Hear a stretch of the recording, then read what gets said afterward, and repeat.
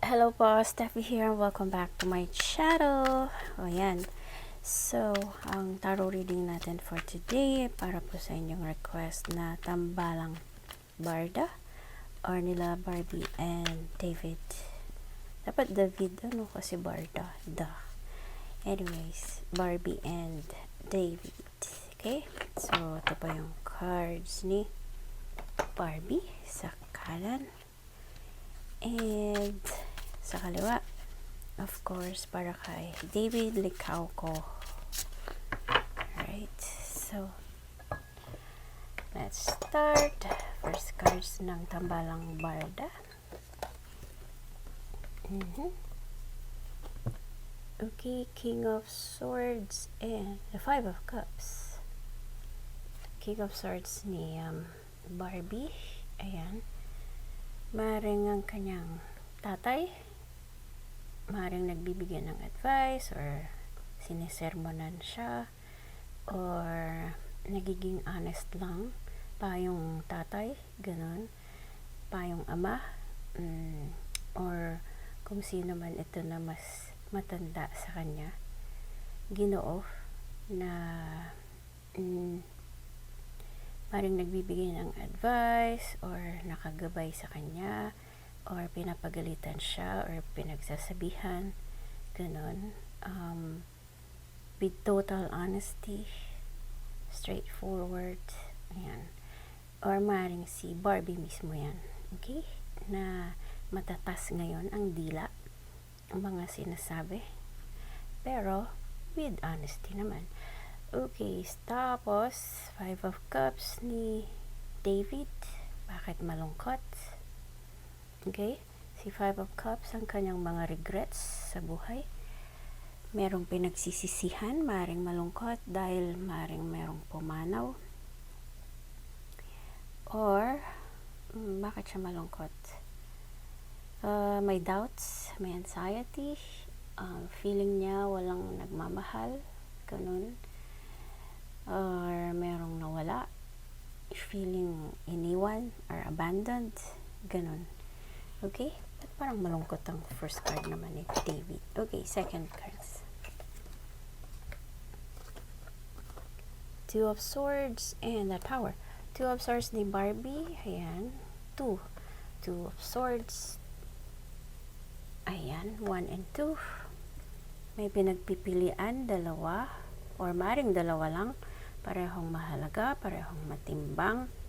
So, kailangang nakapiring para walang impluwensya ang outside world, para makapag-decide siya ng mabuti. Na ang intuition lang ang ginagamit. Okay? So, kailangang mamili sa dalawa. Hindi kaya yun yung tinatanong ng tatay dito. Sino ba or alin ang pipiliin niya. O, diba? Kaya merong advisor dyan. Para may nakagabay, alam niya kung alin or sino ang pipiliin. Tower card naman ni David. Maring ito yung sanhi ng kalungkutan dyan sa first card na merong grief or loss or regrets.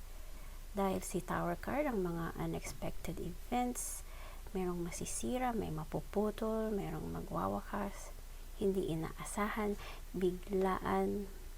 O yan. Yan si the Tower. Okay? Unwanted change, ruins, disgrace, upheaval, violence, yan si the Tower. Okay? Mga biglaang pangyayari. So, maring merong masira, maputol, magwakas, ganun. Okay? The Lovers and Three of Swords. A Lover's card ni Barbie. Ayan. Deep or romantic love. O, diba? Meant to be. Hindi kaya yun yung kailangan niyang pagpilian dyan sa second card. May kinalaman sa kanyang lover's card. Okay? So, nasa dilemma. Yun ang kanyang obstacle. Ang kailangan siguro talagang mamili sa dalawa. Okay? Na may kinalaman sa kanyang love life. Three of Swords naman ni David. Ayan. Maring hiwalayan, divorce, what else? Loss, depression, or worst case scenario, may surgery, may masa-surgery siguro sa family. Wag naman po sana.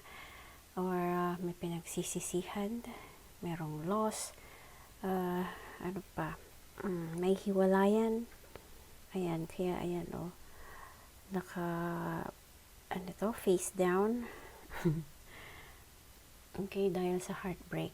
So, maring may kinalaman si Tower moment dyan sa sinundang card na merong nasira or may naputol, may nagwakas. Kaya, ayan, maring hiwalayan nga or divorce. Kaya ito, nanlulumo, merong loss, may regrets, feeling unloved or abandoned siya dyan sa first card. Okay? So, ang lungkot naman ng first 3 cards niya. Puro heartbreak, anxiety, depression. Okay, so, next cards. Eight of Cups and Ace of Swords. 8 of Cups ni Barbie. Ayan, kailangan niyang lumayo or umalis or umiwas. Ayan, parang papalayo dun sa kanyang cup. So, kung meron man siyang decision dito sa second card, yun siguro ang umiwas or lumayo or tumalikod, or iwanan ng kanyang cup of love. Hindi kaya ganun? Let's see. Ace of Swords naman ni David, o at least kahit na malungkot yung first 3 cards niya, meron namang si Ace. Mga bagong naiisip, bagong creation, bagong pagkakakitaan, bagong idea, may mental clarity, o diba? Yun naman ang kagandahan ng mga ito, after ng mga heartbreak, after ng trials, o ito, mga bagong paparating, o diba? Happy. Okay, next cards. Okay. The Emperor and, wow, Ace of Coins. Ganda naman talaga. Emperor card ni Barbie. Ayan. Sumaring yan para ng kanyang tatay, father figure, nakagabay. Okay, may bendisyon, merong blessing para sa kanya, sa kanyang decision. Or maring si Barbie mismo yan, na pagkatapos mag-decide, kailangan siya yung maging matatag, siya yung maging leader, siya yung masusunod, siya yung kailangang igalang, and ang kanyang decision ang masusunod. Okay? Yan ang kanyang pagiging emperor. So, despite lahat ng ito, ng hirap niya siguro sa pagde-decide, ayan, eventually, siya pa rin ang masusunod. Siya pa rin yung tatayong matibay, malakas, ganun. Okay? Ace of Pentacles or Ace of Coins naman ni David, ayan, magkasunod, mga bagong paparating, bagong kaperahan, bagong pagkakakitaan, bagong business, bagong investment, bilog na bilog, kayamanan, kaperahan. Okay? So, may kapalit ang mga first 3 cards, malungkot man, ayan, sumasaya naman dahil sa mga bagong paparating. Okay? So, next cards. 2 ulit, 2 of Wands, and the Moon. 2 of Wands ni Barbie, ayan, kailangan talagang mamili sa dalawa. 2 of Wands na naman, 1, 2, or nakatingin sa malayo, parang magta-travel, or parang may hinihintay. Okay? Waiting for results. Ano kaya yung kanyang hinihintay? Alright? So, kung meron man siyang decision dyan, meron siyang hinihintay na resulta ng kanyang decision. Or maring mag-travel.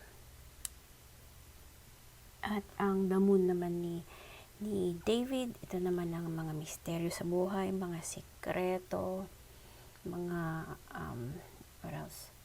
Unseen problems. Okay? So, ito siguro yung unseen problem. Ang Tower moment. Kailangang may magwakas or masira. Alright? Or, maaaring emotional siya ngayon. Emotional dahil sa first card. Yun. Dahil sa loss. emotional at mukhang ang kanyang pinagkakatiwalaan muna ngayon ay ang kanyang sarili at malakas ang kanyang pakiramdam, ang kanyang intuition. Okay? Nakikiramdam muna siya sa mga tao sa paligid. Next cards.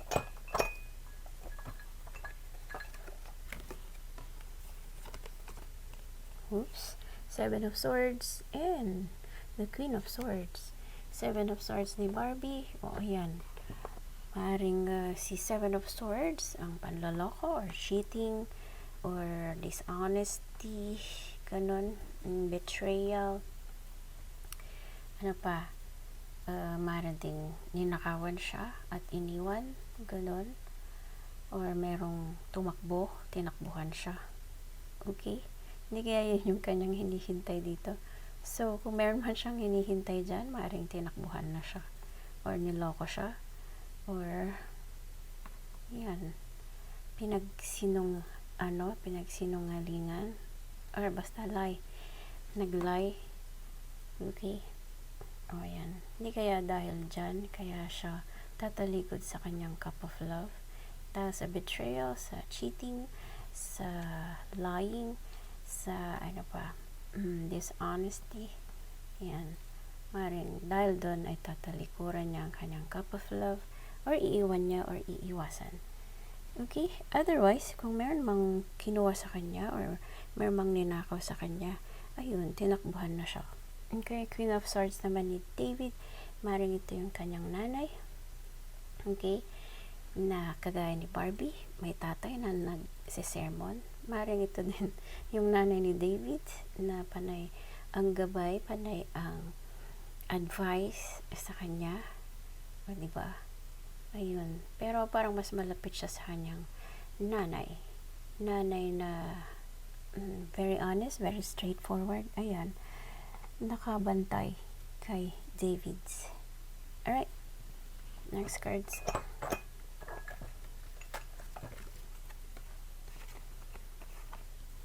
Six of Pentacles and Seven of Wands.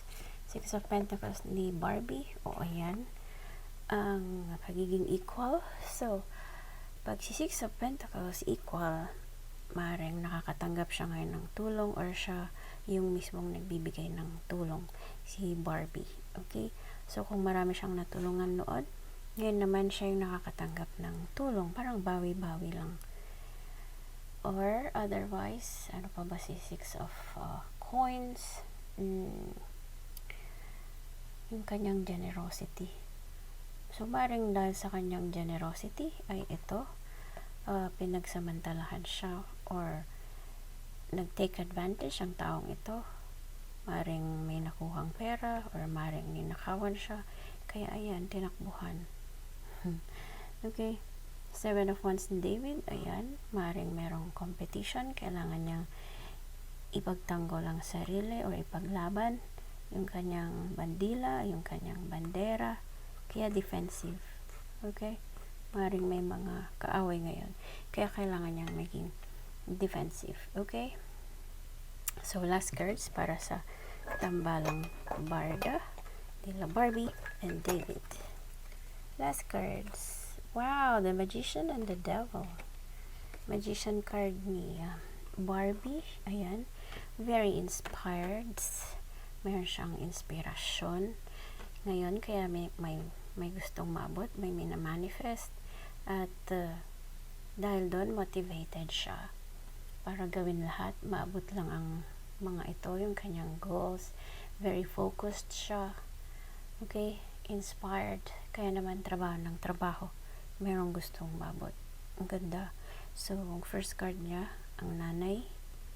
Okay? Or tatay pala. Ang tatay na may sermon or may advice sa kanya. Last card, ang focused or inspired action para makamit ang kanyang goal, ang kanyang aim sa buhay. Okay? Merong gustong ma-attain. Si David naman, devil cards. Itong mga tukso, maaaring mga bisyo, inom, what else? Yossi. Ano pa? Ano pa si devil cards? Ito yung mga hindi ka nice sa buhay. Ayan, obsession, addiction, greed, envy, jealousy, o yun, may pagsaselos, may inggitan, okay? Or, ano pa ba? Maaaring, meron siyang kinahihiligan na gustong bilhin, super mahal, ganun. Obsessed siguro sa mga sapatos or sa cars, ganun. Yan si devil card. Huwag lang maging masyadong addicted. Okay? So, ang first card niya, ayan, ang loss, regrets, malungkot, emotional, or panlulumo. Tapos, ang last card, ayan, ang addiction, obsession, envy, greed, jealousy, yan si devil card. Okay? Malungkot naman mga cards. Pero, ang the best ng mga aces niya. Okay? So, yun po yung tarot reading ng Tambalang Barda. I hope you enjoyed and thank you so much po for watching. Again, please don't forget to like and subscribe to my channel. Abangan niyo po yung susunod nating tarot reading or click anywhere around the screen para mapanood po ang next na video. Shout out to my best ever family. Light and love to all. Bye for now.